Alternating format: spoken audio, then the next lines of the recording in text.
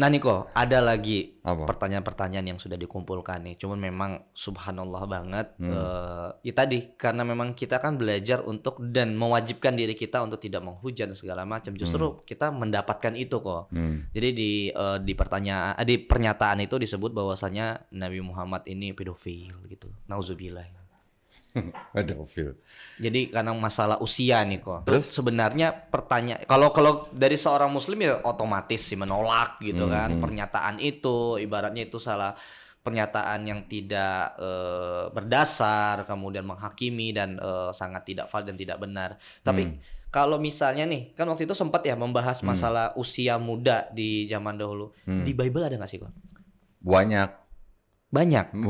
Satu tokoh atau gimana? Banyak tokoh. Tapi gini, yang tadi tuduhan ya, itu kan tuduhan. Tuduhan bahwa Nabi itu pedofil. Sebenarnya yang menuduh itu tahu nggak artinya pedofil itu apa? Gitu. Apakah pedofil itu hanya menikahi perempuan-perempuan muda atau ada gangguan kejiwaan? Gitu. Harus paham dulu artinya pedofil itu apa. Pedofil sendiri itu kan baru timbul atau baru dikemukakan pertama kali di akhir abad 19 lah. Kalau nggak salah tahun 1880 sekian lah. 1886 kalau nggak salah. Oleh seorang psikiater dari negara Wina. Dari Wina ya. Namanya siapa? Richard von siapa lah, lupa namanya. Ini ada bukunya nih. Oh, ada bukunya. Nah, ini.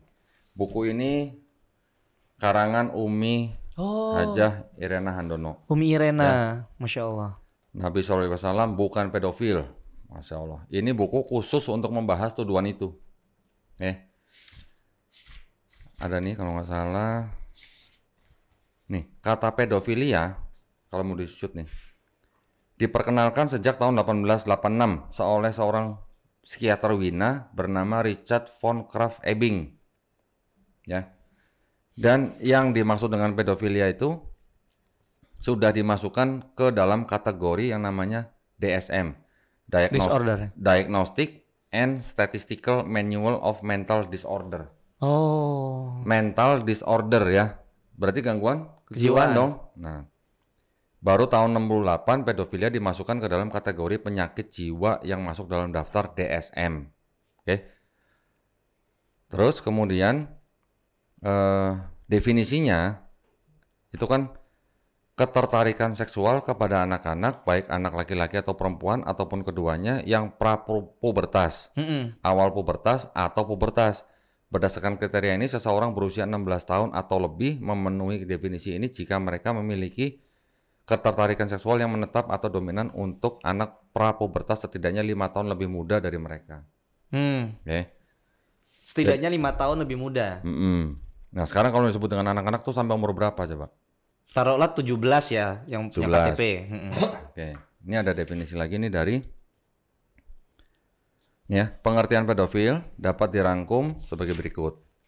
Pedofilia adalah gangguan kejiwaan yang penderitanya mempunyai ketertarikan secara seksual kepada anak-anak usia prapuber sampai usia pubertas, baik secara fantasi, keinginan maupun tindakan yang dilakukan secara berulang-ulang, sekurang-kurangnya 6 bulan dan melakukan aktivitas seksual terhadap lebih dari satu orang anak. Ingat ya, lebih dari satu orang anak ya. Terus ini ada beberapa ciri-ciri nih, ciri-ciri dari seorang pedofil yang dilakukan penelitian oleh orang bernama Blanchard R. Cantor JM.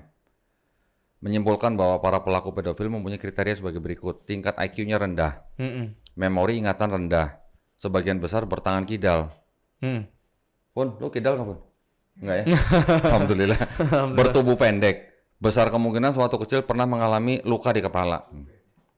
Terus ada satu lagi, kadar white matter. White matter tuh sumsum otak gitu ya, rendah gitu.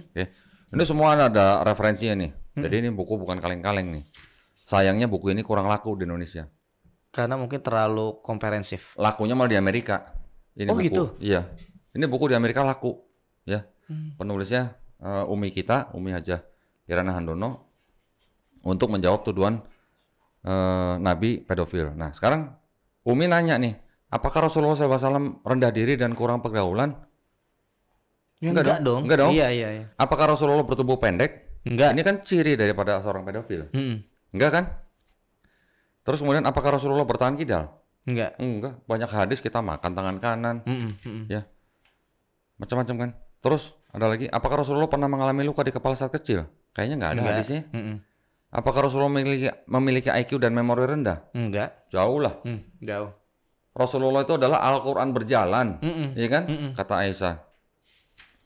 Nah, jadi dengan kriteria seperti itu, apakah Nabi Muhammad SAW itu bisa disebut sebagai pedofil? Hanya karena menikahi Aisyah radhiyallahu anha di hadis Bukhari. Dan ada satu hadis lagi yang kalau nggak salah di hadis Muslim kalau nggak salah ya.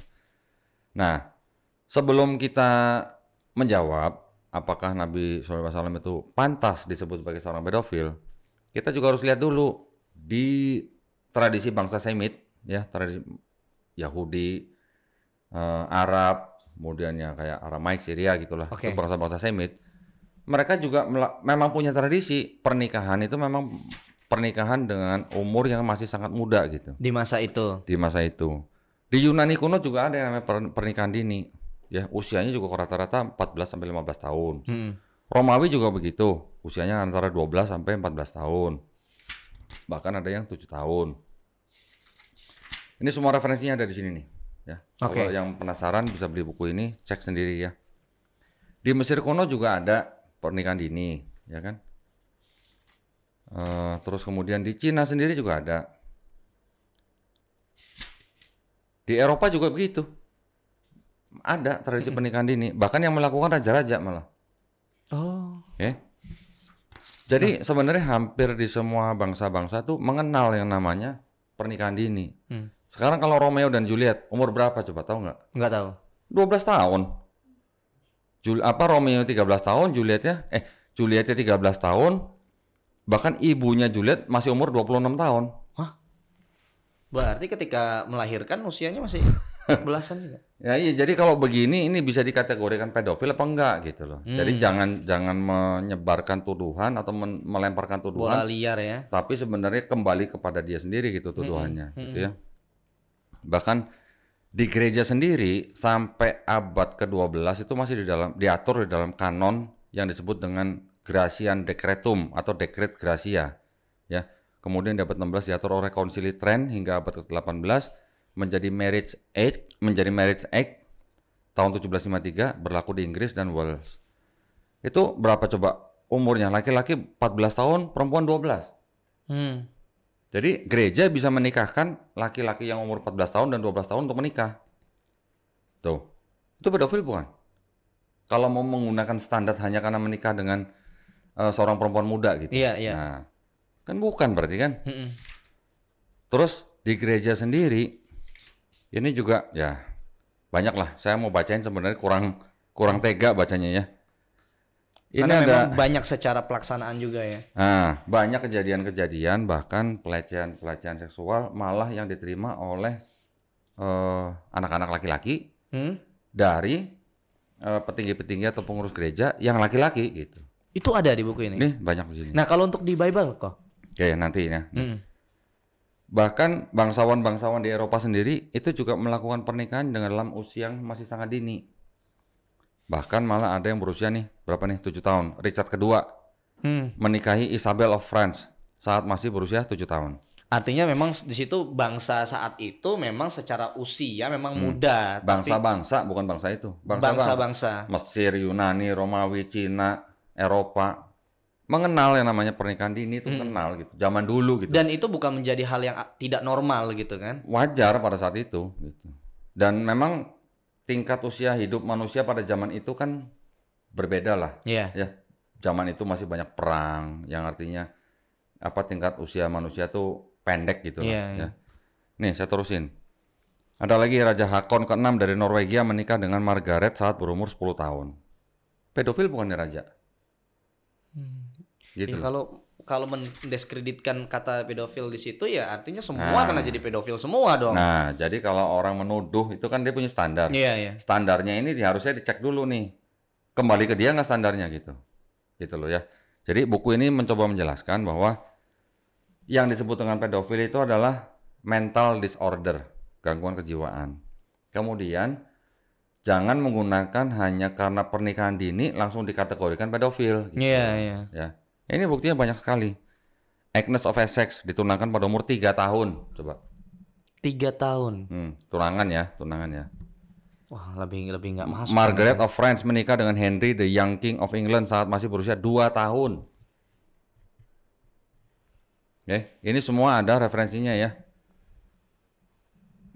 Joan of Tower atau Joan of England, putri dari Edward kedua dari England dan Isabel dari Prancis menikah dengan David kedua dari Scotland pada saat usia 7 tahun dan usia suaminya 4 tahun. 4 tahun. Simonis dinikahan pada saat usia 5 tahun kepada Stephen Uros kedua Milutin dari Serbia. Eleanor 10 tahun. Banyak sekali contoh-contoh di sini lah. Mungkin kita nggak usah bacain satu-satu ya. Iya. Di Amerika sendiri, di setiap negara bagian itu punya standar usia pernikahan minimal kan ya. Iya. Ini rata-rata nih 10, 12, bahkan ada yang 7 tahun 1880. Ini abad ke-19 berarti. Oke. Mulai abad ke-20 menjadi 16, 18, 16. Tuh, rata-rata gitu. Di abad ke-21, 2007, kurang lebih masih ada yang 16, 18, 17 tuh. Iya, iya. Masih ada yang sama. Oke. Bahkan ini ada surat dari Benjamin Franklin, ya, founding father. Di sini malah dia menyarankan pernikahan dini. Suratnya. Ini kalau mau bacain bisa nih di sini terjemahannya nih. Melalui pernikahan dini ini kita diberkati dengan banyaknya anak dan merupakan mode yang telah ditetapkan oleh alam. Dari setiap ibu yang menyusui dan merawat anaknya, semakin banyak dari mereka yang terpelihara dan tumbuh dibesarkan. Kemudian laju pertumbuhan populasi di antara kita tidak tertandingi oleh Eropa. Masih ada begituannya tuh, masih ada unsur apa itu. Pada kita di Amerika, pernikahan umumnya terjadi di usia dini karenanya anak-anak kita terdidik dan mandiri saat usia senja sudah tiba. Dan dengan cara demikian bisnis kita terselesaikan. Kita bisa memiliki masa istirahat saat senja dan malam yang menyenangkan seperti yang dinikmati oleh teman-teman kita saat ini. Ini yang nulis Benjamin Franklin. Ya, maksudnya referensinya tuh justru dari barat nih ya. Sekarang tuduhan itu memang timbulnya dari kalangan orientalis, ya. Tetapi tidak semua orientalis itu berpikiran sama atau menuduh. Ya, ini ada seorang orientalis namanya Washington Irving. Seorang orientalis abad ke-19 menulis dalam bukunya berjudul Muhammad and His Successors, ya. Di sini sebutkan bahwa Aisyah berusia sekitar 7 tahun meskipun wanita cepat sekali mencapai pubertas atau kematangan seksual di iklim timur, tetapi dia masih terlalu muda untuk memasuki gerbang pernikahan. Dia Muhammad hanya bertunangan dengan Aisyah karena itu pernikahan ditunda selama 2 tahun. Iya. 2 tahun berlalu sejak pertunangan dan sekarang dia Aisyah telah berusia 9 tahun. Sepertinya tampak masih kecil tetapi fisik wanita Arab sangat cepat dewasa karena iklim di daerah timur. Itu yang menulis sendiri dari referensi Orang orientalis. Oh iya. Ini yang nulis orientalis nih namanya Washington Irving nih. Oke. Ini linknya, tinggal baca aja. Nah, terus ini mengenai istri-istri daripada Nabi. Kalau di Islam kan jelas. Memang di Islam tidak ditentukan batas umurnya. Ya. Pubertas ya.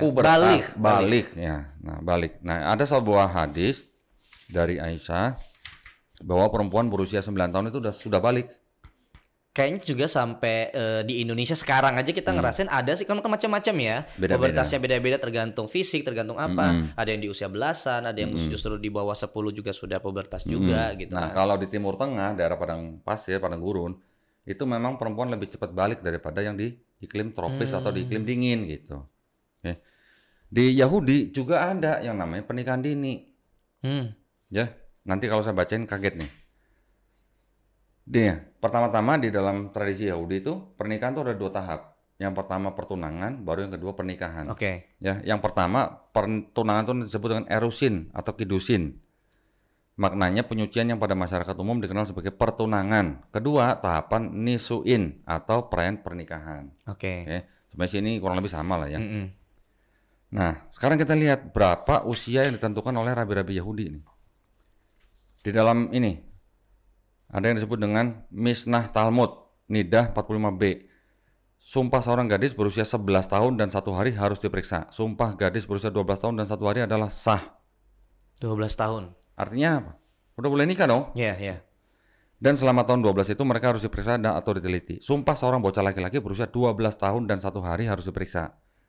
Sumpah bocah laki-laki 13 tahun dan 1 hari adalah sah. Dan selama tahun ke-13 mereka harus diperiksa dan teliti. Artinya apa?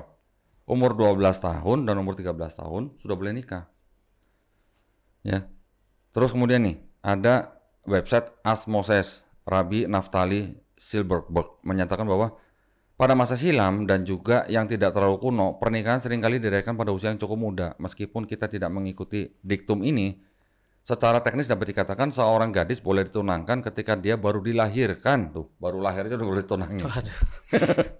Dan dinikahkan pada usia 3 tahun lebih 1 hari. Itu dari Rabi. Iya, ini dari website namanya Asmoses. Rabbi Naftali Silberberg. Ya, ini ada di Shulchan Aruch Even HSR 37 ayat 1. Anak laki-laki boleh ditunangkan dan menikah pada usia 13 tahun. Shulchan Aruch Even HSR 43 ayat 1. Jadi menurut kitab Shulchan Aruch bagian Even HSR, anak perempuan boleh menikah usia 3 tahun dan 1 hari, anak laki-laki pada usia 13 tahun. Artinya memang di saat itu, di zaman itu gitu kan, mau dari bangsa manapun penerapannya juga nggak akan jauh berbeda ya. Suruh tanya orang yang nuduh Nabi pedofil, ini pedofil bukan kalau begini, gitu, ya. Kemudian ada Talmud Nidah 44b, sama kurang lebih sama.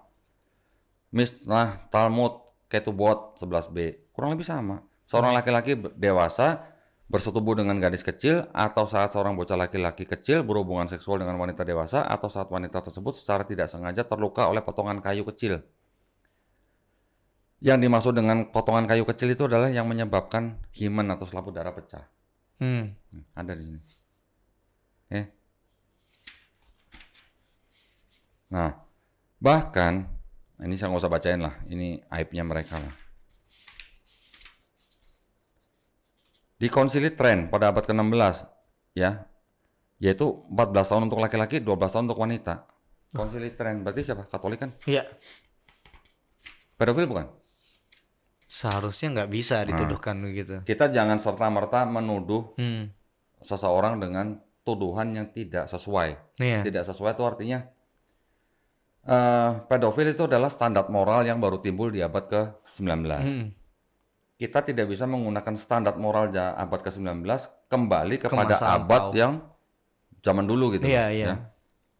Bahkan di tradisi Kristen pun seorang Santo Agustinus yang sangat terkenal dari Hippo ini menikahi gadis berumur 10 tahun. Ketika Santo Agustinus berusia 31 tahun. Dia harus menunggu selama 2 tahun sebelum istrinya bisa berhubungan seksual. Rupanya Agustinus tidak sabar dan dia mencari seorang gundik untuk menyalurkan kebutuhan biologisnya. Santo Agustinus loh. Ini ngetop loh Santo Agustinus. No comment dah kalau dari kita dari rukun no comment deh. Apakah kita mau menyebut Santo Agustinus pedofil? Kita enggak lah. Enggak lah. Okay.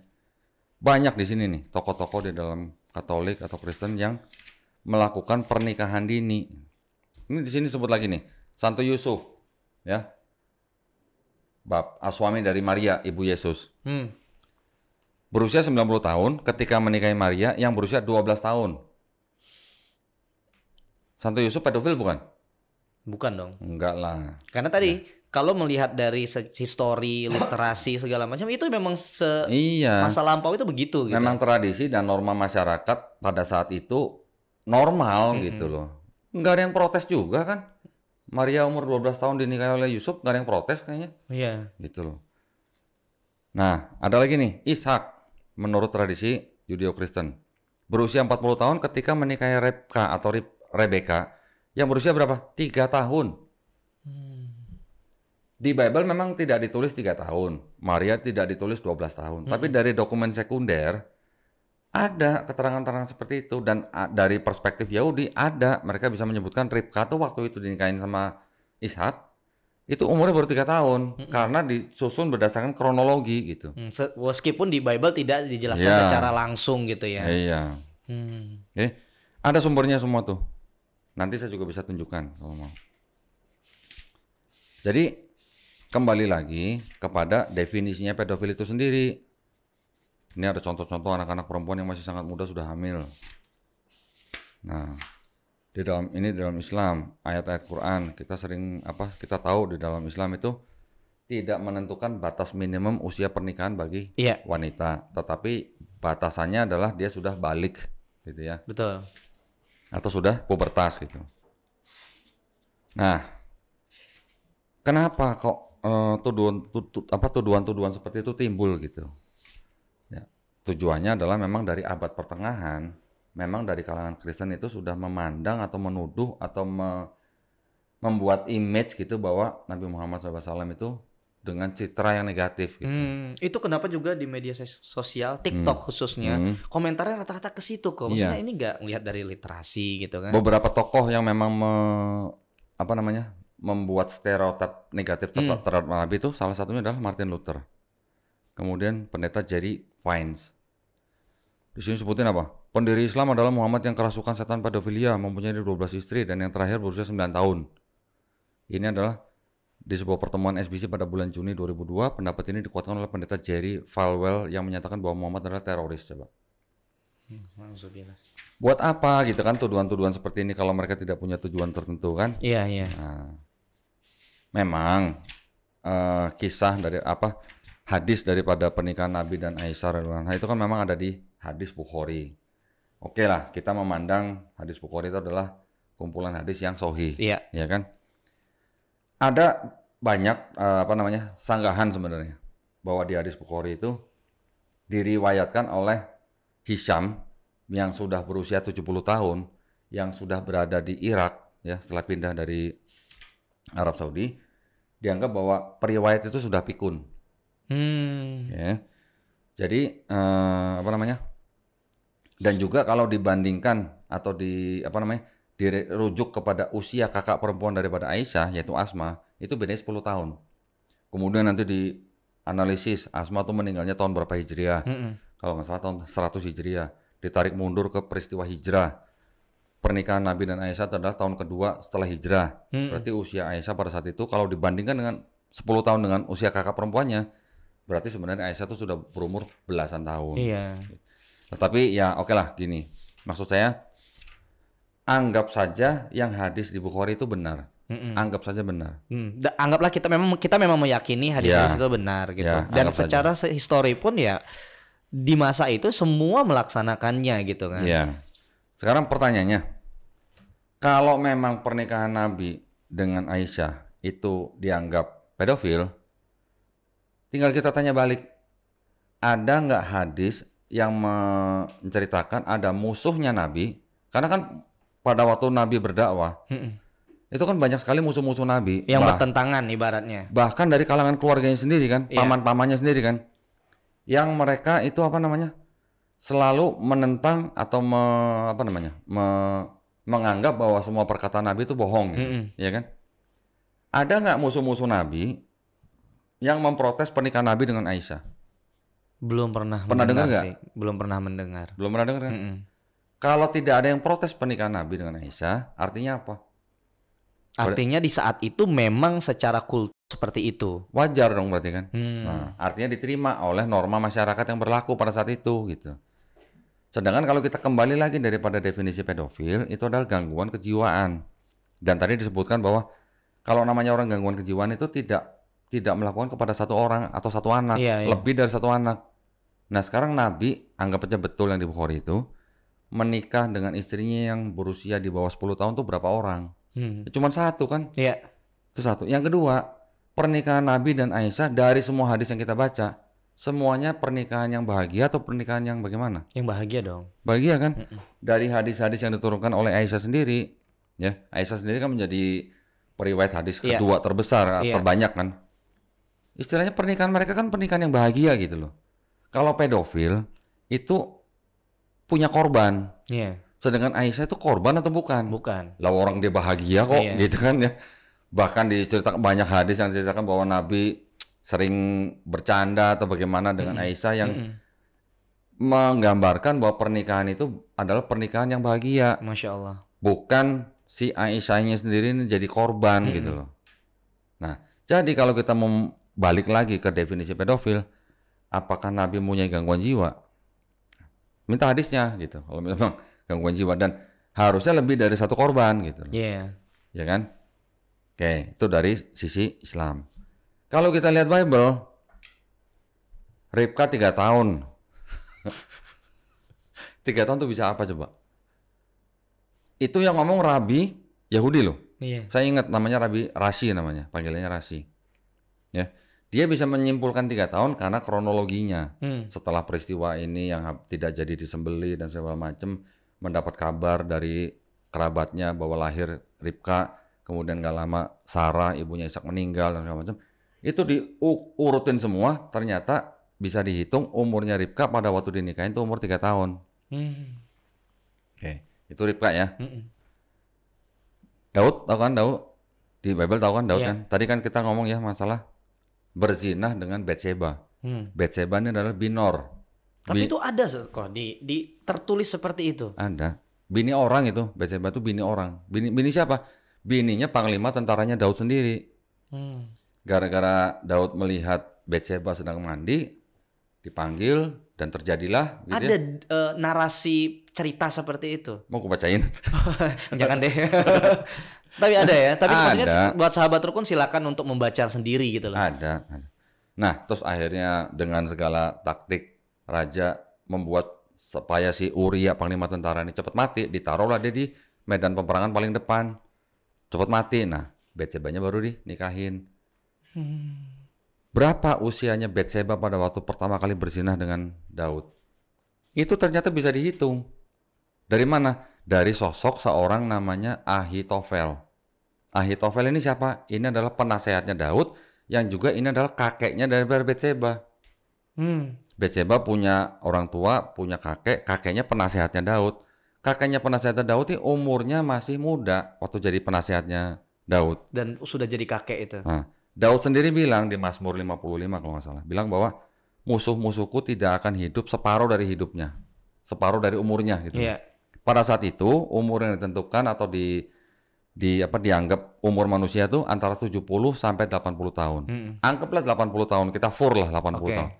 Tidak sampai separuh, berarti kan tidak sampai 40. Anggaplah 39. Tetapi di Talmud disebut bahwa Ahitofel itu meninggal usia 33 tahun. Kemudian ada tafsir dari kalangan Kristen, dia meninggal usia 31 tahun. Kalau usia 33 tahun atau anggaplah 39 tahun sudah punya cucu, berarti berapa berarti tahun? umur berapa dia punya anak? Ya. Ya. Terus sudah punya cicit lagi. Karena si Batseba sudah punya anak yang namanya Salomo. Anak keduanya. Ya, itu kalau dirunut-runut dengan kejadian di dalam kronologi Bible, usianya Batseba pada waktu pertama kali berzina dengan Daud itu tidak lebih dari umur 7 sampai 9 tahun. Apa kita mau sebut Daud itu pedofil? Kayaknya umat muslim nggak ada yang menyebut tidak menghujat dan segala menghakimi gitu ya. Nggak ada. Kita tidak akan sembarangan menggunakan istilah yang tidak tepat kepada sosok-sosok yang bahkan diceritakan di dalam Quran sebagai nabi yang mulia loh. Daud di dalam Quran nabi yang mulia apa nabi yang berzina? Masya Allah mulia. Mulia. Hanya karena pernah melakukan satu kesalahan, itu pun minta ampun dan diampuni. Kesalahannya bukan berzina loh. Iya. Beda konteks itu. Nah, kesalahannya hanya merupakan mengambil keputusan untuk orang-orang yang sedang berselisih loh. Beda dengan kisah di Bible gitu. Silakan buat sahabat rukun yang mengambil kesimpulannya sendiri ya. Iya. Nah, jadi kalau membuat tuduhan Nabi Muhammad SAW pedofil hanya karena menikah dengan Aisyah yang ada di hadis Bukhari yang disebutkan pernikahan usia 6 tahun, berumah tangga usia 9 tahun, itu tepat apa mengada-ngada gitu? Mengada-ngada jelas. Jelas mengada-ngada karena definisinya pedofil sendiri adalah itu gangguan mental dan korbannya lebih dari satu dan punya ciri-ciri. Nabi tidak memiliki ciri-ciri tersebut, Nabi tidak punya mental disorder, ya kan? Dan pernikahan Nabi dengan Aisyah itu pernikahan yang bahagia, bukan pernikahan yang broken gitu, ya kan? Jadi sama sekali konyol gitu kalau saya bilang, ya tuduhan Nabi pedofil itu konyol gitu. Kalau kita kembalikan ke Bible, banyak yang harus disebut pedofil kalau menggunakan standar penuduh gitu. Jadi nggak jadi sahabat rukun deh dia. Sahabat rukun itu sahabat rukun yang baik. Ya kan? Kalaupun misalnya beda ya kritik, oke, sesuai dengan pengetahuan dong gitu. Dan kan. yang namanya norma masyarakat yang berlaku pada saat itu atau pada zaman tertentu, ya itu memang sudah jadi norma masyarakat ya kita tinggal ketahui dan hormati saja gitu loh. Bukan terus kita menggunakan standar zaman sekarang ke zaman itu yang tidak sesuai. Iya. Ya nggak akan ketemu. Nggak akan habis itu. ketemu gitu. Nah kalau mau disebut begitu berarti Yesus anak pedofil. Kalau mau menggunakan standar mereka. Karena usianya masih 12 tahun. Karena ibunya mengandung Yesus pada usia 12 tahun. Gitu loh. Subhanallah. Kalau misalnya kita sebut Maria hamil dari Tuhan sendiri, ya kan? Kan memang begitu kan kepercayaannya. Yusuf kan hanya sosok yang dipakainya sebagai suami, tapi bukan ayah kandungnya Yesus. Apakah kita mau bilang Tuhannya Yesus pedofil kalau begitu? Waduh, no comment dah kalau sampai situ. Kalau kita menggunakan standar orang yang menuduh loh ya, Iya. hanya dengan usia yang muda, Iya. kan nggak mungkin lah gitu. Memang usia 12 tahun kan sebenarnya sudah bisa hamil, sudah apa namanya pubertas gitu loh. Jadi tuduhan yang Nabi Muhammad pedofil itu sangat-sangat konyol kalau saya bilang. Jadi buat komentar, Anda bukan sahabat rukun. Ya, Subhanallah. jelas kan? Gitu Jelas. Paham kok. Itu dari tokoh-tokoh Bible banyak yang menikah usia pernikahan dini banyak. Belum lagi yang bangsawan-bangsawan Eropa tadi kita bacakan. Betul. Bahkan dari kalangan Kristen sendiri, Bapak Gereja juga ada yang menikah dengan wanita usia 10 tahun. Kenapa mereka tidak menuduh Santo Agustinus itu pedofil gitu loh? Nah, berarti kalau begitu apa? Yang menuduh ini dia namanya double standard. Iya. Ya. Dia tidak menggunakan standarnya dia untuk diri dia sendiri, tetapi dia hanya melempar kepada orang lain gitu. Itu pun salah total gitu ya. Dan isu pernikahan Nabi itu baru muncul setelah abad ke-19. Oh gitu. Sebelum-sebelumnya nggak ada yang ngomongin begituan. Sebelumnya nggak ada. Karena pernyataan yang dari Martin Luther itu tadi? Atau? Enggak, kalau Martin Luther kan sebelumnya. Abad 19 itu kan baru timbulnya gerakan orientalisme. Gitu. Tapi orientalisme ini ya kita memang harus banyak mempelajari ya. Iya. Orientalisme itu kan orang-orang yang mempelajari budaya timur. Termasuk agamanya gitu. Iya. Tetapi orang-orang yang mempelajari ini juga ada yang jujur, ada yang tidak gitu. Ada yang menyerang, ada yang ingin menghancurkan Islam dari dalam, tetapi juga ada yang hanya sebatas Belajar. sejarah atau misalnya apa ya kebudayaan. Jadi gitu kita tidak bisa menjeralkan menjadi satu persepsi atau satu tujuan gitu kan? Iya. Tapi ada bagian dari orientalisme yang akhirnya membentuk kelompok tersendiri yang berusaha menghancurkan Islam dari dalam, bukan dari luar gitu. Jadi itu salah satu ada tokoh Belanda yang ke Aceh rencana masuk Islam. Memang masuk Islam tuh Sudah masuk Islam. Sudah masuk Islam sebelum tapi ke Aceh dia sudah ke Arab dulu. itu Sudah untuk tinggal berapa bulan di Arab Saudi, di Madinah dan Mekah. tidak hanya mempelajari tapi mengadu domba ya. Jadi dia datang ke Indonesia dengan nama Abdul Ghafur, dia sudah bisa mengajarin orang bahasa Arab. Karena dia dari Iya. Dan dia memang dimasukkan ke dalam daerah Aceh karena Aceh itu adalah daerah atau wilayah yang waktu itu belum bisa ditaklukkan oleh Belanda. Iya. Setelah dia masuk, informasi nyampe ke Belanda, Baru baru tahu bisa tuh. ditaklukkan. Gitu.